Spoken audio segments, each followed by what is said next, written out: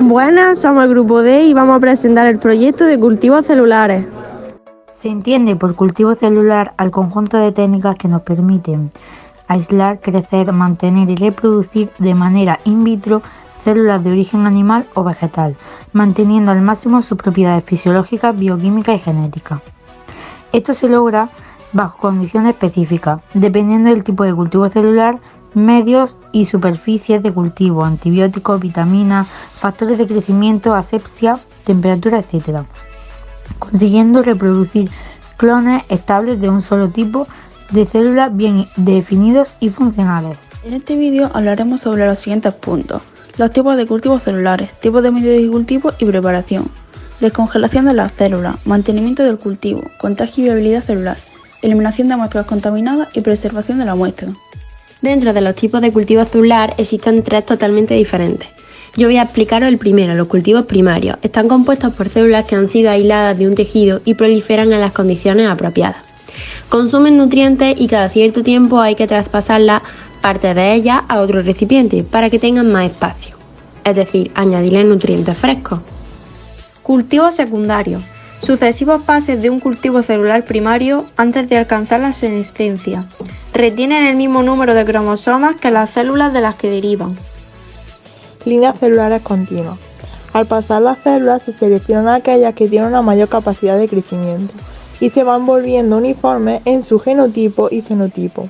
Así se convierten en líneas celulares continuas, que pueden subcultivar de forma seriada durante muchísimos pases infinitos, sin perder la capacidad de crecer. A continuación vamos a hablar sobre los tipos de medios de cultivo y cómo se preparan. Primero tenemos que saber qué es un medio de cultivo. Un medio de cultivo es un conjunto de componentes que crean las condiciones necesarias para el desarrollo de los microorganismos.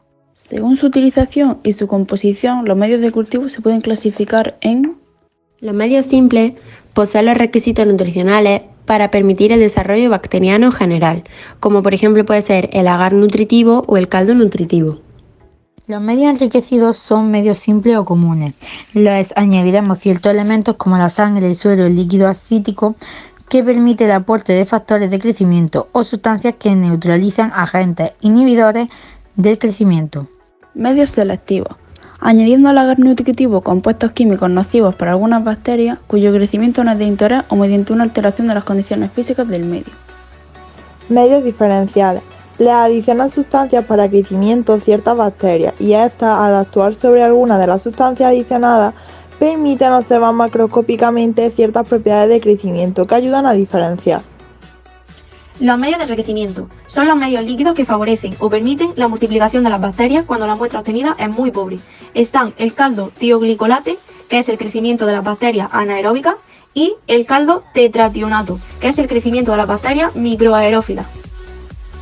Según su origen se clasifican en los medios sintéticos, que son medios compuestos por productos químicos conocidos y se utilizan para realizar estudios metabólicos, agar blanco, caldo nutritivo, etc.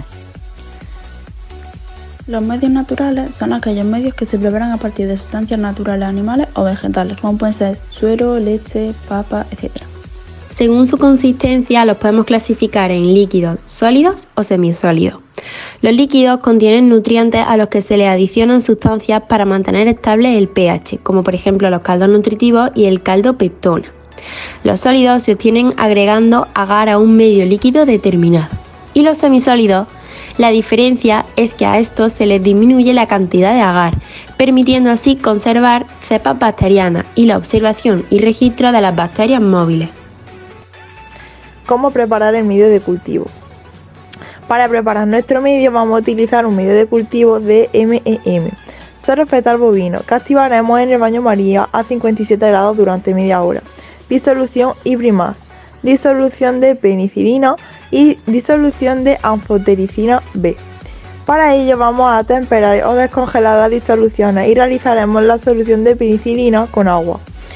En nuestro medio de cultivo de MEM añadiremos todas las disoluciones mencionadas y lo pasaremos por los diferentes filtros que observamos en el vídeo.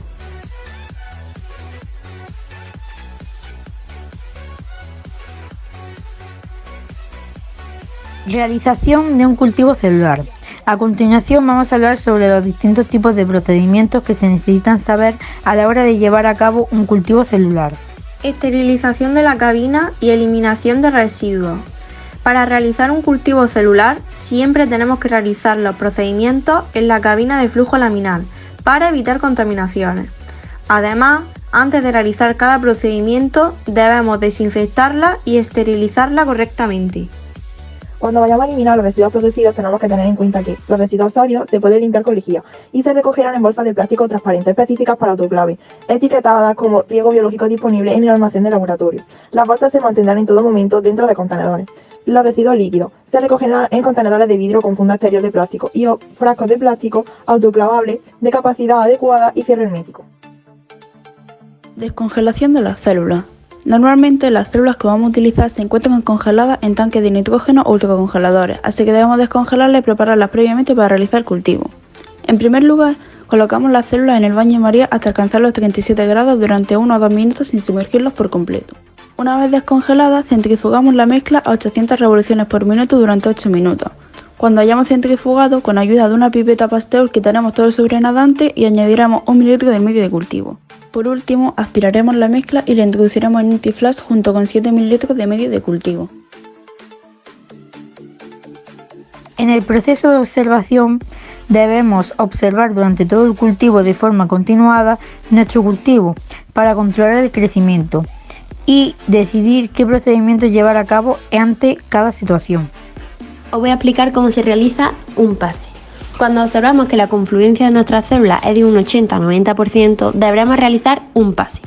Primeramente, con ayuda del rascador estéril y con cuidado de que éste no toque el exterior del frasco, frotamos suavemente la superficie en la cual se encuentran adheridas las células durante repetidas veces.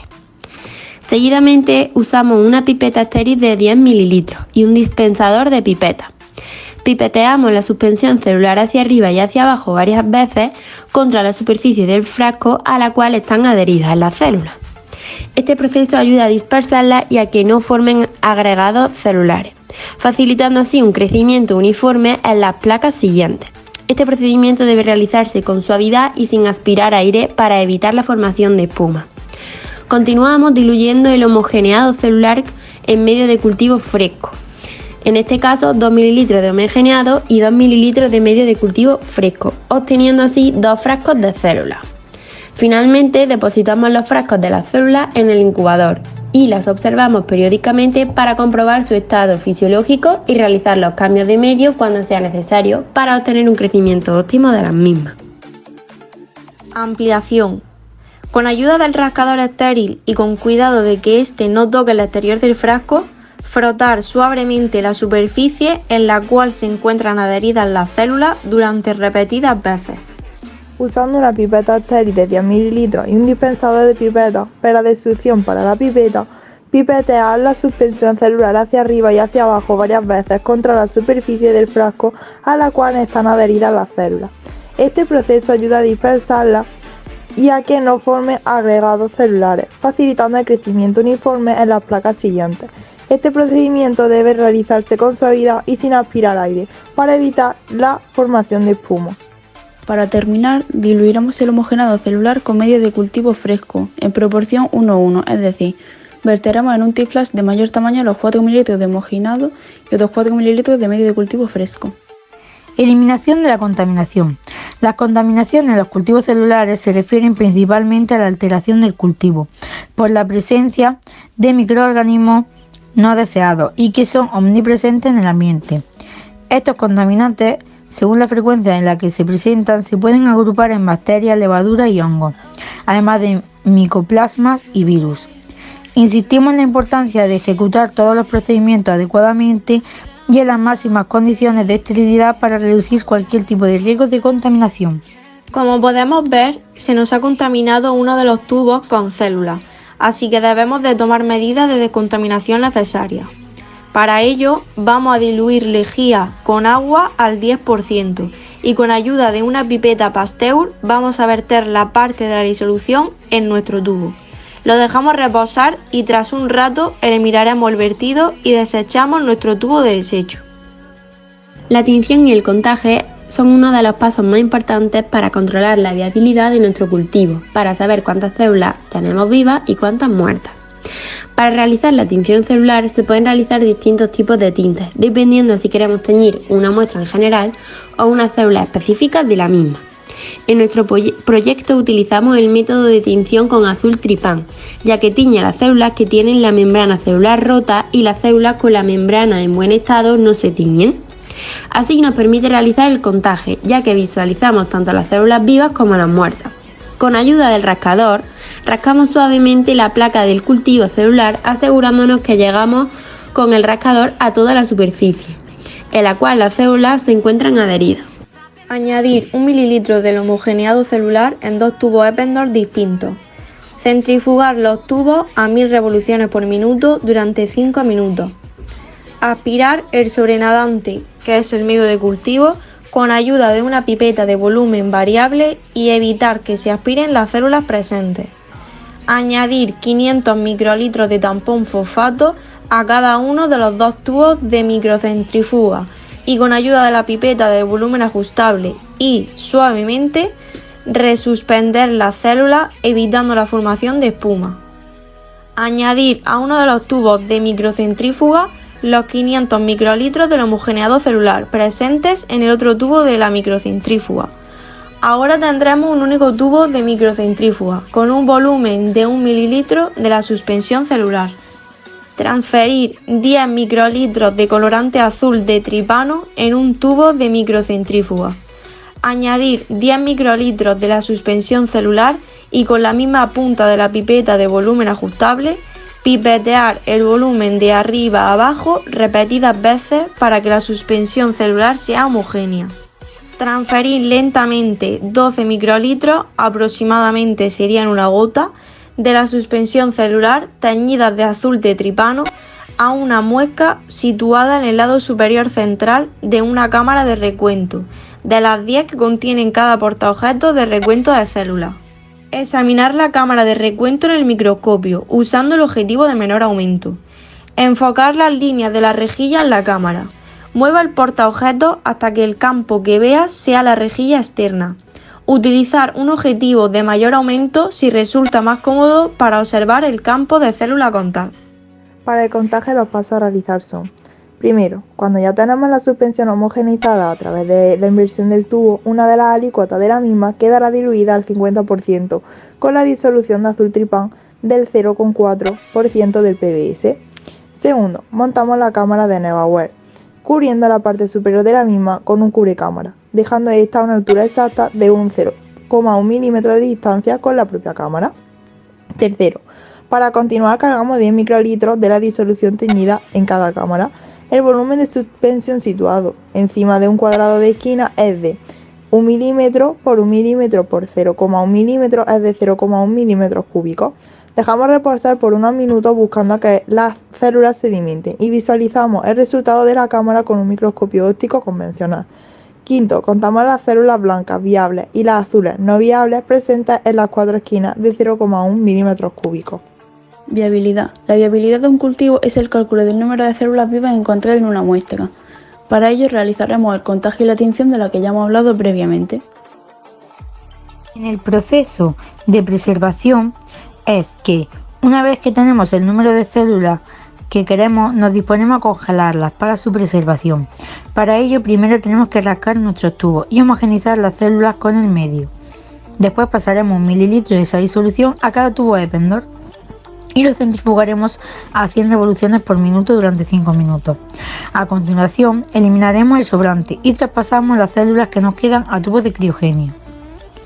Aparte de las células, verteremos en cada tubo 10 microlitros de DMSO y 900 microlitros de suero bovino fetal. Para que el proceso de congelación se produzca correctamente, primero introduciremos nuestros tubos al frigorífico durante 24 horas y tras eso otras 24 horas en un congelador, y así realizaremos cambios de menor temperatura hasta llegar a la que queremos.